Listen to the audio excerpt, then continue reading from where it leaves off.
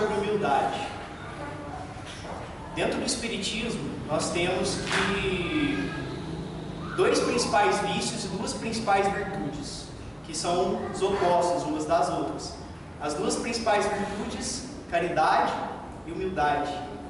Os dois principais vícios, orgulho e egoísmo. O orgulho é meio que o inverso da humildade, e o egoísmo é meio que o inverso da caridade. Então nós temos aqui uma das duas principais virtudes que nós temos que focar na nossa vida para a eternidade. Nós vamos viver para sempre, e para sempre nós vamos estar trabalhando isso para um aperfeiçoamento cada vez mais completo. Mais um motivo, porque humildade é um tema que me toca muito. E eu, como todos vocês, sou vaidoso. Eu, como todos vocês, sou orgulhoso. E eu sempre tive uma luta muito intensa para aprender o máximo possível, em especial dessa virtude. Então já vivi muita coisa relacionada a isso. E hoje eu quero compartilhar um pouco com vocês. A princípio, humildade, com essa imagem de Jesus e seus discípulos. Vocês reconhecem essa cerimônia? Lava pés. Um grande símbolo dessa virtude, humildade. Jesus, o maior mestre que nós já tivemos na Terra, o espírito mais evoluído que já esteve aqui, ajoelhado, lavando os pés dos seus discípulos. Imagine isso naquela época, que a higiene era bem diferente, as pessoas tinham que trabalhar em condições bem mais precárias. Imagine os pés dessas pessoas, certo? Uma das primeiras coisas que costumam vir na nossa mente quando a gente fala de humildade, e que geralmente a gente comenta, é que para você ser humilde, você precisa reconhecer os seus erros, reconhecer as suas sombras, ou seja, os seus vícios, os seus problemas, suas trevas, a pior parte de você. Você precisa conhecer isso. E esse é um caminho, mas não é o caminho que eu quero passar para vocês hoje a respeito dessa virtude. Por quê? Humildade não é modéstia. Não é. Porque como qualquer virtude, a humildade está aliada à verdade, e a modéstia é cheia de mentiras. Cheia de mentiras. Humildade não é modéstia. Então, a princípio, sim, todo o mal do mundo está dentro de nós. Isso é verdade. Todos nós temos potencial para sermos as piores pessoas possíveis. Todos nós temos potencial para sermos ladrões, assassinos, corruptos, políticos corruptos, roubando dinheiro da população e tudo isso que a gente está vendo hoje. Todos nós temos esse potencial. Todos. Quem já entrou em algum movimento sério de reforma íntima sabe disso. Sabe que a pior coisa do mundo está dentro de você. Sabe que o mal do mundo é culpa sua. Porque você também tem todos esses vícios que o mundo tem. Todos.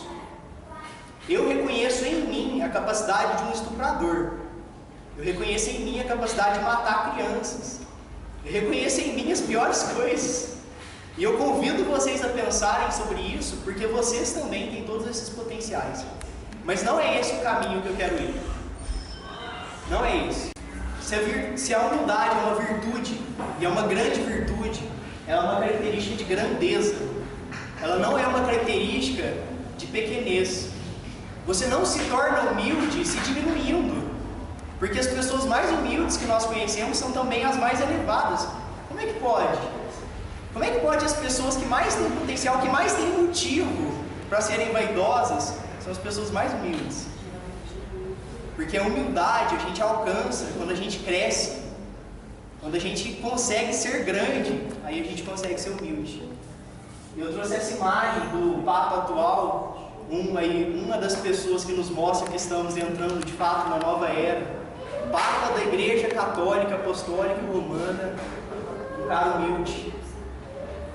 Quando vocês olham essa imagem, vocês veem pequenez? Ou vocês veem grandeza? Uma outra coisa que eu quero diferenciar: humildade não é modéstia, porque a modéstia é cheia de mentiras. Humildade também não é passividade. Humildade não é você ficar quietinho enquanto está tudo dando errado, enquanto estão acontecendo injustiças, enquanto estão te chutando, enquanto estão fazendo coisas terríveis à sua volta. Um exemplo claro disso, reconhece essa pessoa? Mahatma Gandhi. Mahatma, que significa grande alma, o maior símbolo da paz que nós vemos no mundo. Pelo menos para mim, é uma das maiores pessoas vinculadas à paz. E ele veio nos ensinar principalmente isso. Paz é ação, paz é movimento, paz é indignação também. Porque se você tem paz dentro de você, você quer que todo mundo tenha paz. Se você de fato encontra a paz, você quer que todo mundo encontre a paz.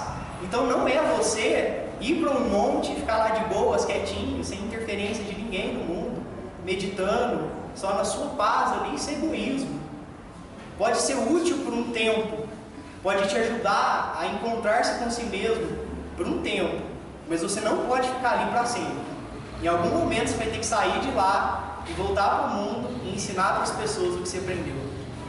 A meditação e a caridade são duas faces da mesma moeda, inseparáveis. Então, humildade não é passividade. O exemplo claro disso, quem é o homem mais humilde que já esteve na terra? Jesus. Jesus era passivo no sentido de ficar quietinho quando as pessoas faziam coisas erradas? Não. Jesus disse algo como, gente, eu sou um verme, eu não sirvo para nada. Jesus foi um cara que chegou e falou, eu e Deus somos um. Derrubem este templo, eu reconstruirei em 3 dias. Ele era uma pessoa extremamente ousada, extremamente forte e ao mesmo tempo extremamente humilde. A humildade, por ser uma virtude, por estar ligada com todas as virtudes, é um atributo de grandeza, é um atributo de força. A pessoa verdadeiramente humilde, ela reconhece sim as suas sombras, reconhece sim os seus potenciais de vício, de maldade, mas ao mesmo tempo ela reconhece as suas virtudes, reconhece a sua grandeza, e consegue dizer, eu sou inteligente, eu sou o que quer que seja, eu sou, porque é verdade, porque eu consigo reconhecer que até certo ponto é verdade.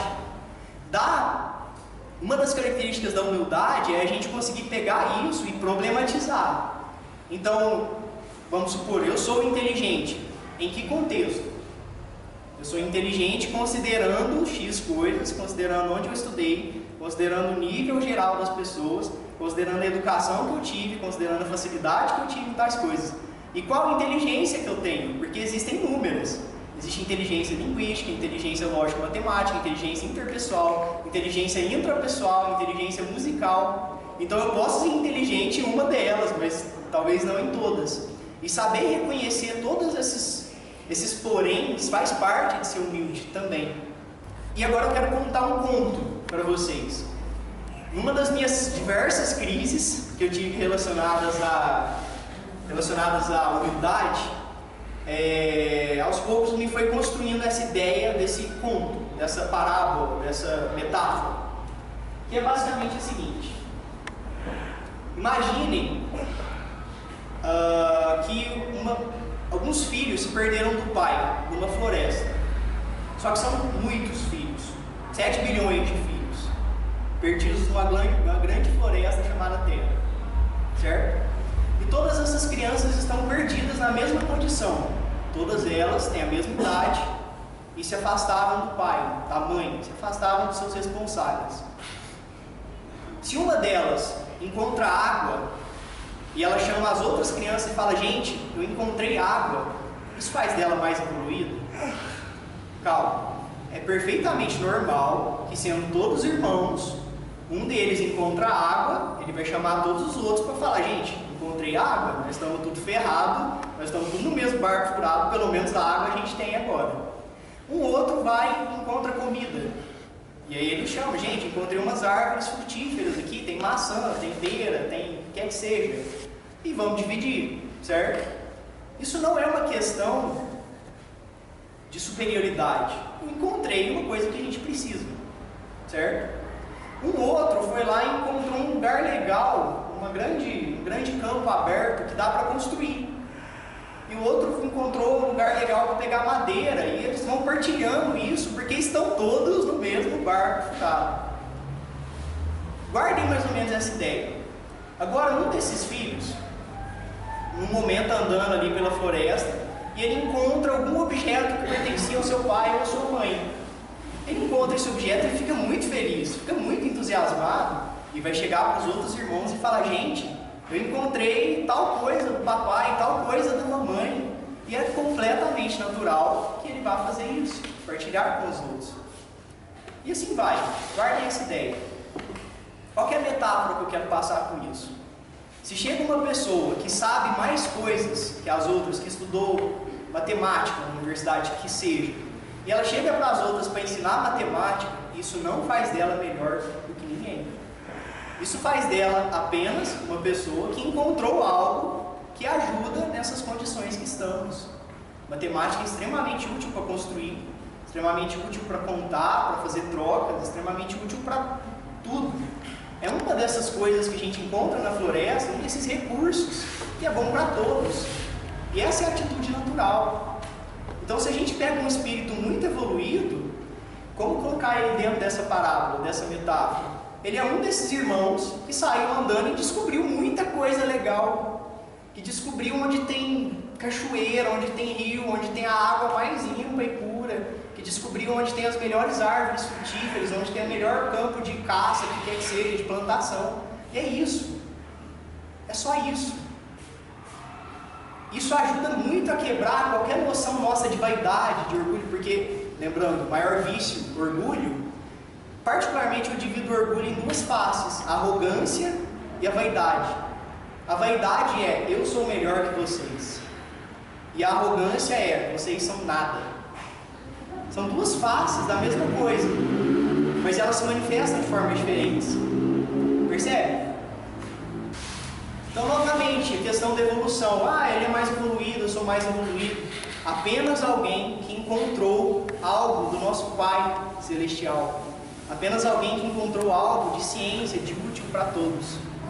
Uma outra forma de encarar a consciência. Nós fomos criados simples e ignorantes, segundo a doutrina espírita, certo? Simples e ignorantes. E o nosso processo de evolução, ele é um processo de tomar consciência. É um processo de ter uma consciência cada vez mais ampla. Uma prova disso: quais são os estágios de evolução do espírito? Por exemplo, segundo Leon Denis, o espírito dorme no mineral, sonha no vegetal, agita-se no animal e acorda no homem.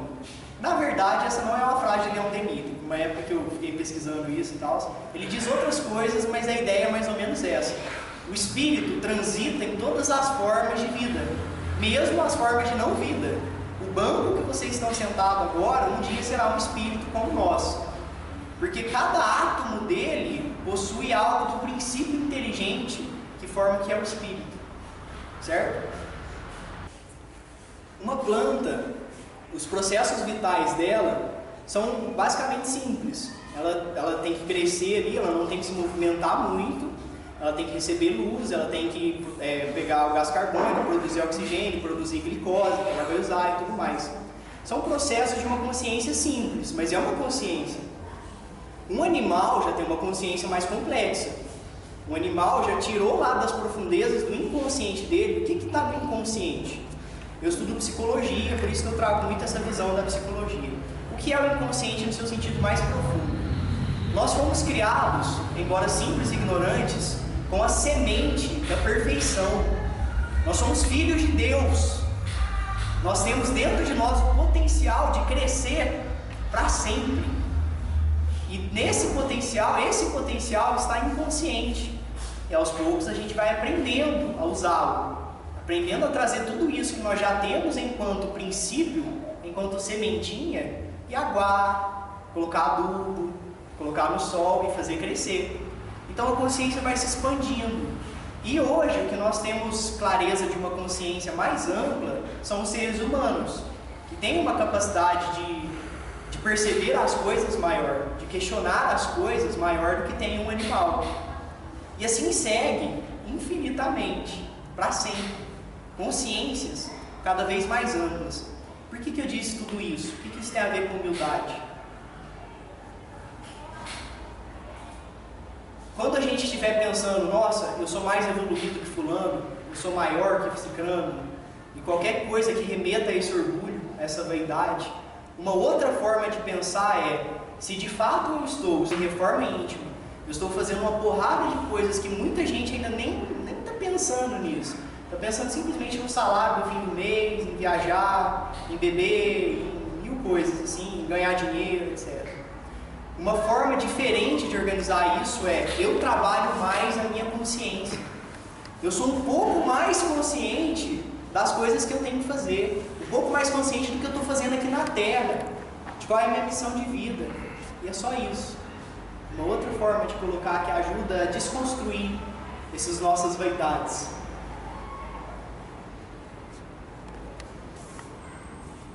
Essa é uma outra metáfora muito boa, sobre o conhecimento, que uma das coisas que produz muita vaidade é o conhecimento.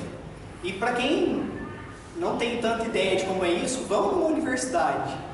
A universidade é o polo das vaidades humanas, porque as pessoas estudam um pouco mais e elas começam a achar que elas são fantásticas. Mas na verdade o conhecimento funciona mais ou menos como uma ilha. Como assim? Eu estou aqui numa ilha do meu conhecimento. Imagine a minha volta, uma ilhazinha e o resto é tudo mar, certo? Se eu expando o meu conhecimento, expandir, a ilha está maior, eu vou começar a ter acesso a cada vez mais água em volta. A água tudo aqui em volta, certo? A água é desconhecido. A ilha é o conhecido. É o que eu conheço e para lá é o que eu não conheço. Se eu expandir ainda mais essa ilha, eu vou começar a ver cada vez mais água à minha volta. E assim é infinitamente, para o resto das nossas existências. A gente expande o nosso conhecimento, a gente aprende. Quanto mais a gente aprende, mais a gente percebe que não sabe quase nada. Porque cada vez a gente vê mais água em volta. Legal essa metáfora, né?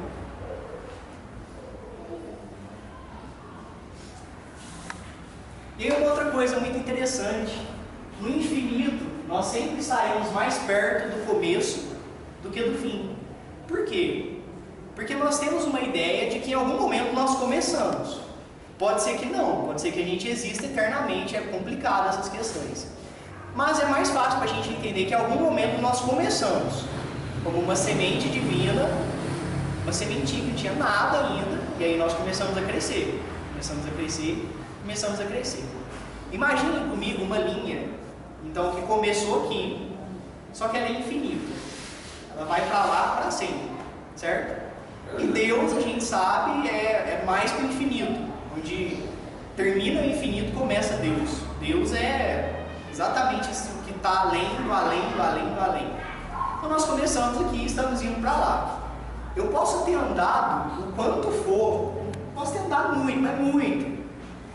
Onde quer que eu esteja, eu estou mais perto do começo, porque existe um começo, do que um fim, porque não tem um fim. Absorvam isso.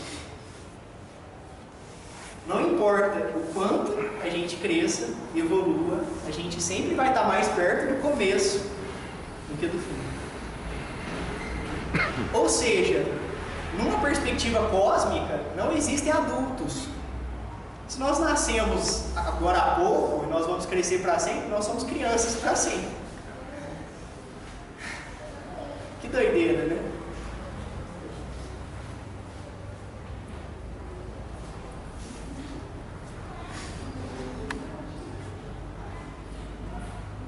Falar um pouco mais sobre essa perspectiva cósmica, que é bem interessante, é um outro atributo interessante dessa questão da humildade, da grandeza. Astronomicamente, nessa ciência da física que estuda o movimento dos astros e tudo mais, um astro menor sempre gira em torno de um astro maior. Então nós estamos aqui na Terra, um planetinha de nada, um sisteminha solar de nada, numa galáxiazinha pequenininha que está no meio, num dos cantinhos ali do universo, que pode não ser o único universo. A física estuda que existem talvez multiversos, infinitos universos, certo?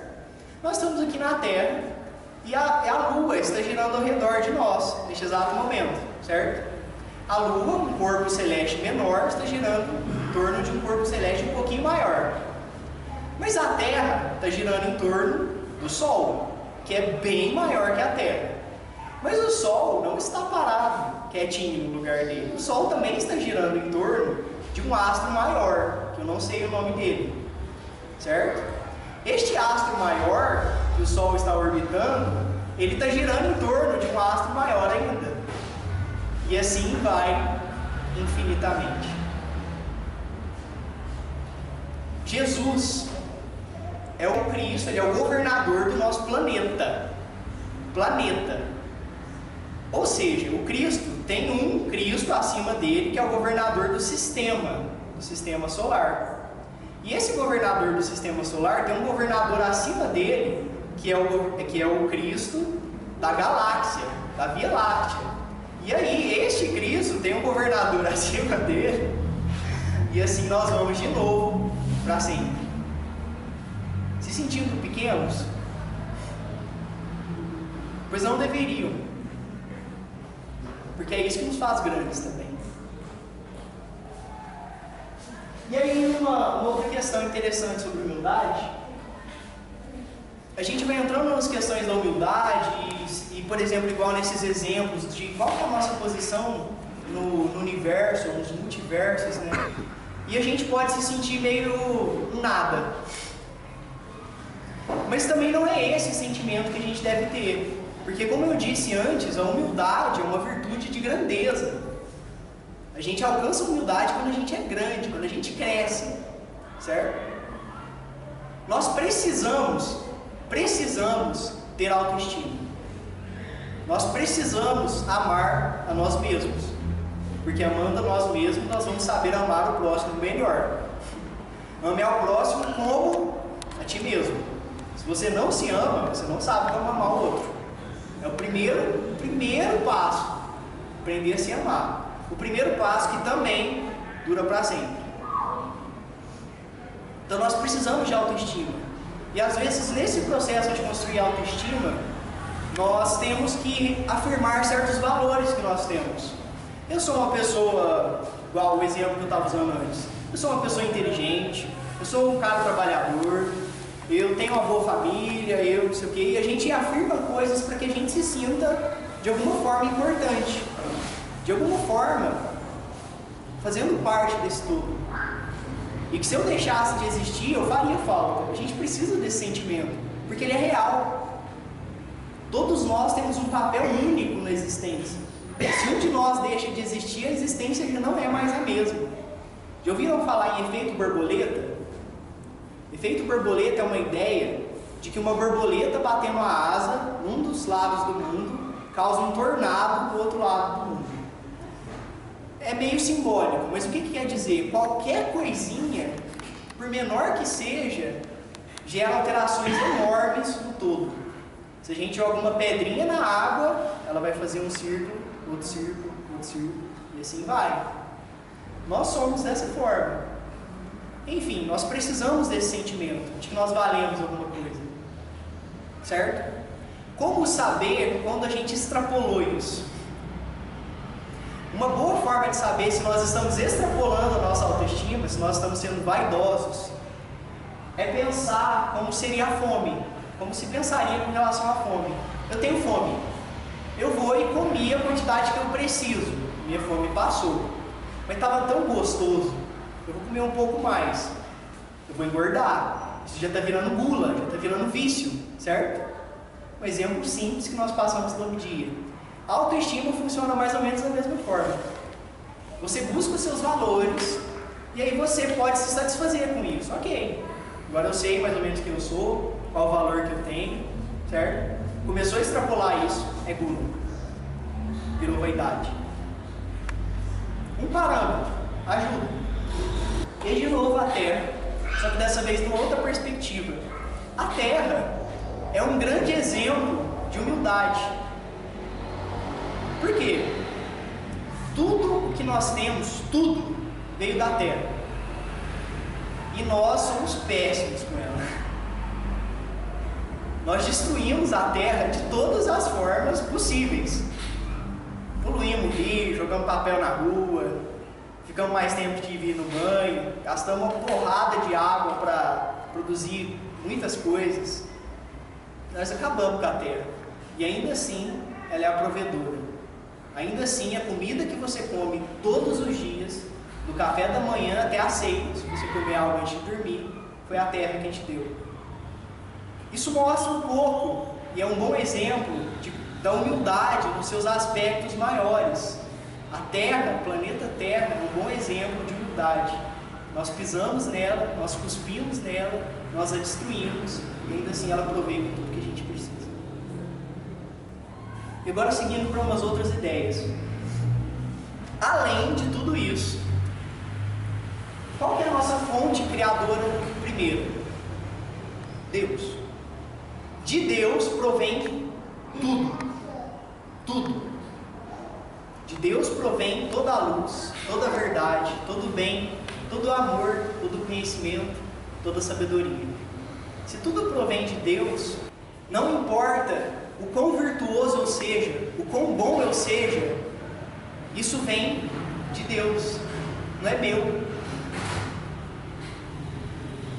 Então, se eu sou inteligente, voltando lá para aquele mesmo exemplo, isso vem de Deus.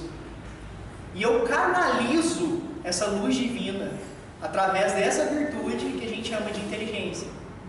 E se eu sou paciente, isso vem de Deus. Porque se é virtude, se é real, se é verdade, se é luz, se é bem, se é amor, se é sabedoria, vem de Deus. Isso significa que por maior que nós possamos ser, nós só aprendemos a canalizar a luz divina melhor. Então não é meu. Tudo que eu estou falando aqui agora não é meu. Não é nem a minha voz. E esse não é nem o meu corpo.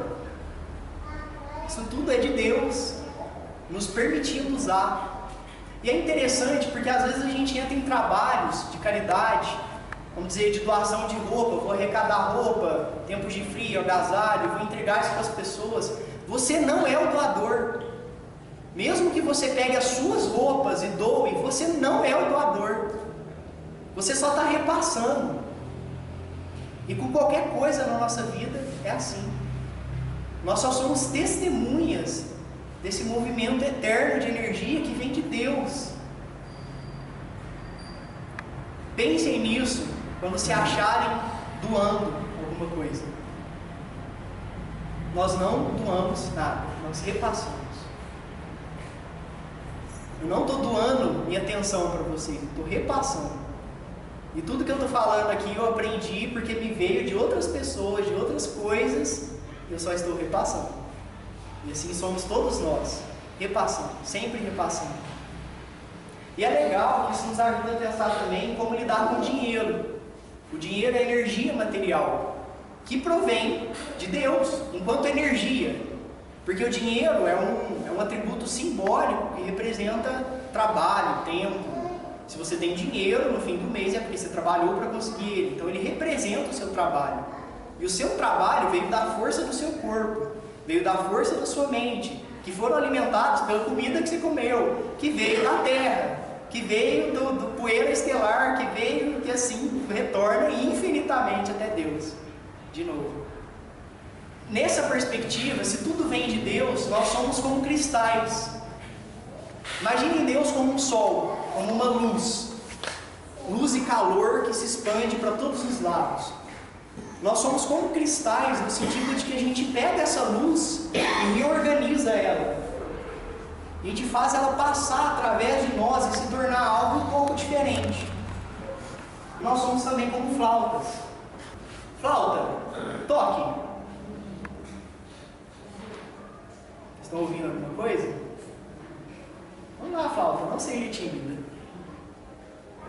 Nada? E se eu assoprar ela? Fez som. E se eu guiar esse sopro com os meus dedos?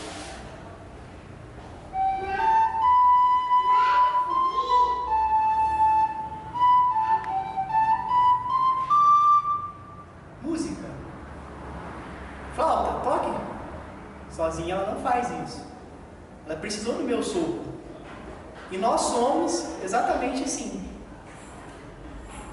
E qualquer música que saia de nós é o sopro divino, guiado pela inteligência dos mentores. por todos aqueles que nos ajudam. Então, quando vocês estiverem vendo algum artista, uma dessas grandes pessoas fazendo algo maravilhoso, lembrem que ele é só uma flauta. Ele pode ter se aprimorado para ser uma ótima flauta, para tocar o som mais puro, mais bonito, mas o sopro não é dele. E a música também não é dele. Os grandes mestres, profetas, apontam o céu e nós olhamos o dedo. Vocês já viram? Isso é só você digitar Jesus no Google, essas imagens de Jesus no Google. O que tem de comum em todas elas? Jesus fazia esse gesto, e dizem, claro, existem muitas complicações históricas por trás de tudo isso, mas ele fazia esse gesto. E é interessante que um certo dia chegou alguém para ele e falou: bom mestre, e ele disse: eu? Bom? Não, bom é meu Pai que está nos céus. Porque eles têm essa clareza de que não é eles. E se eles estão fazendo alguma coisa aqui linda, maravilhosa, bela e de pura e de grande inteligência, é Deus. Eu sou só o canal. E olha que interessante esse cumprimento, né, esse gesto. O tempo todo apontando para cima. Vocês estão olhando para mim, mas eu estou representando Deus. Olha que lindo isso. Mas só Jesus fazia isso?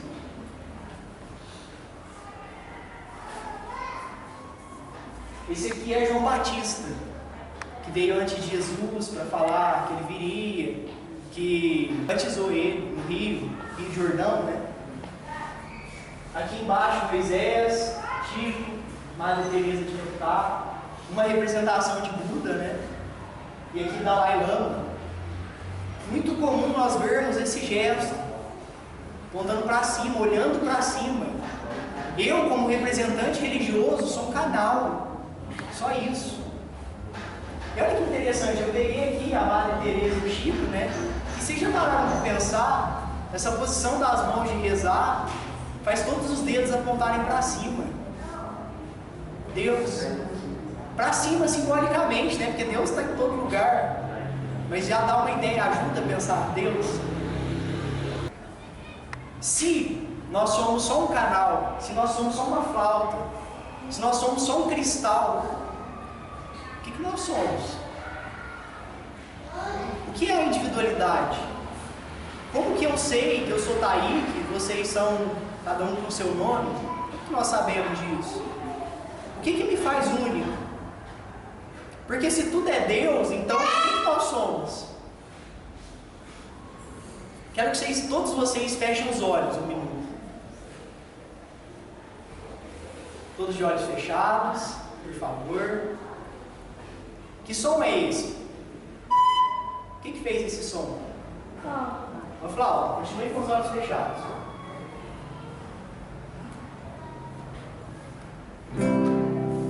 O que fez esse som? Continue com os olhos fechados.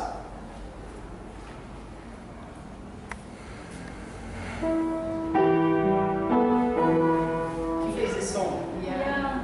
Continue com os olhos fechados.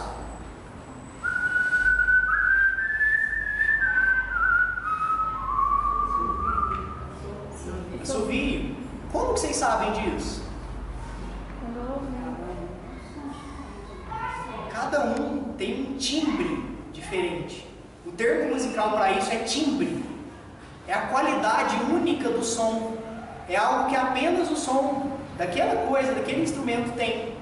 E se eu vier aqui, isso é um timbre também. É o timbre da madeira. É o timbre da borracha com o chão. São as qualidades únicas de cada som. Nós somos o timbre. Cada um de nós, dos seres humanos às bactérias, tem o seu timbre próprio. E é isso que nos faz únicos.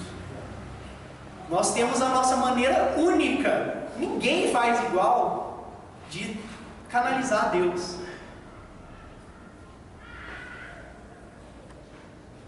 É bom isso, né? Interessante, a gente costuma usar a digital para marcar a nossa identidade nos papéis e documentos. Mas a digital não é o melhor meio, a íris é o melhor meio. A íris é essa coisa colorida que nós temos no olho, que alguns é castanho, outros azul, verde, etc. A íris é absolutamente única e ela parece muito com uma nebulosa, que é uma coisa cósmica. Parece muito com o espaço, com o universo. Nós temos isso no nosso olho, completamente único. Não existe um olho igual ao nosso. Timbre, minha maneira única de manifestar a Deus.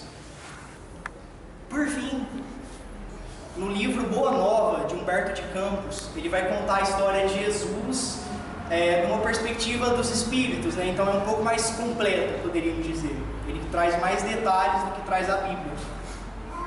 E tem um momento quando Jesus vai começar o seu processo, daqueles 3 anos, que foi seu processo de testemunho, que um romano chega para ele e pergunta o que ele está fazendo ali. Um romano não, era um representante religioso do judaísmo na época, não lembro qual é a palavra exata. E chega e começa a puxar um papo com ele, e uma das coisas que ele fala é: eu vim trazer o reino de Deus no coração humano. E olha que interessante isso. Eu não vim construir o reino de Deus de pedra, eu não vim construir castelo, eu não vim fazer uma revolução política no mundo, eu não vim fazer uma revolução social e econômica no mundo, eu vim construir o reino de Deus no coração humano. Por que ele diz isso? Porque se todos nós somos maneiras únicas de manifestar a Deus, e o nosso processo de evolução é fazer isso cada vez melhor, fazer isso com cada vez mais completude, de um jeito cada vez mais único, cada vez mais nosso. Nós temos uma representação de Deus que é interna, Deus interior. Já ouviram esse termo? Eu maior, verdadeiro eu, Deus interior. E este deve ser o nosso altar. É aqui que a gente encontra Deus. É aqui que a gente manifesta Deus. Deus interior, para encontrar todas as virtudes. E nos ajoelhemos diante desse Deus interior. E aí está tudo. Essa é uma música que eu compus, falando um pouco sobre isso. O nome dela é exatamente Deus interior. Eu quero compartilhar com vocês.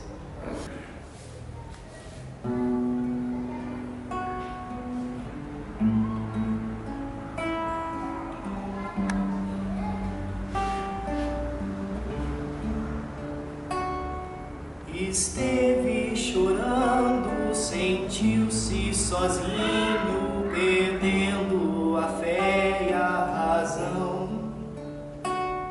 Com medo do escuro, com medo do fogo que arde em seu coração. Perdendo a esperança, cultivando fugas, cultuando deuses papéis. Perdeu-se no jogo, o jogo da matéria, tomou virtual por real. Solte, liberte-se, entregue-se à luz e ao amor. Solte, liberte-se e sinta o seu Criador. Solte,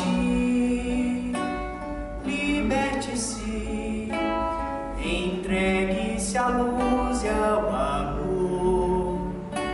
Solte, liberte-se, Deus em seu interior. Reteça a verdade de dentro e de fora, cósmica teia de luz. Trabalhe amando, ame trabalhando, se espelhe no Mestre Jesus. E olhe pra dentro, entregue-se à luz e ao amor.